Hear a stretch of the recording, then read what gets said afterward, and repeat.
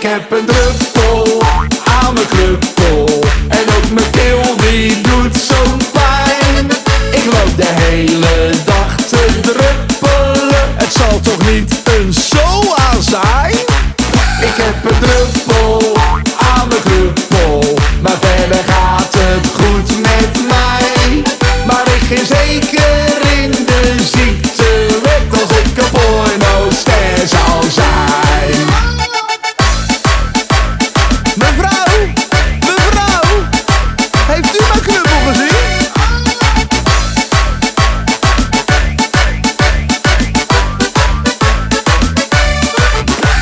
De dokter zei, nou jongen, dat ziet er niet goed uit. Ik denk dat die ontstoken is, die ouwe toverfluit. Ik heb ook geen reserve, want die heb ik verkocht. Ik had een mooie knuppel, maar nou is het een gedrocht. Hij had een mooie knuppel, maar nou is het een gedrocht.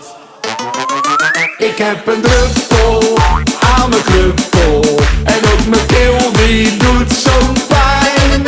Ik loop de hele dag te druppelen, het zal toch niet een SOA zijn? Ik heb een druppel aan mijn knuppel, maar verder gaat het goed met mij. Maar ik ging zeker in de ziektewet als ik een pornoster zou zijn. Wat is dit nou?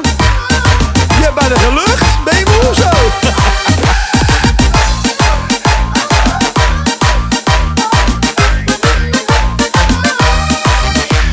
Ik had een heel leuk meisje, maar dat ging snel verkeerd. Ze zag die grote knuppel en toen is ze hem gepeerd. Ik sta nu met mijn knuppel op een dating site. Die foto is al meer dan 100.000 keer geliked. Zijn foto is al meer dan 100.000 keer geliked.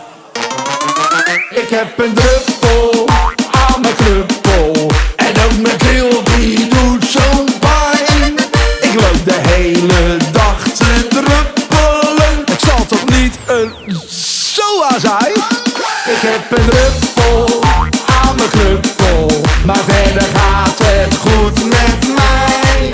Maar ik ging zeker in de ziektewet als ik een pornoster zou zijn. Maar ik ging zeker in de ziektewet als ik een pornoster zou zijn.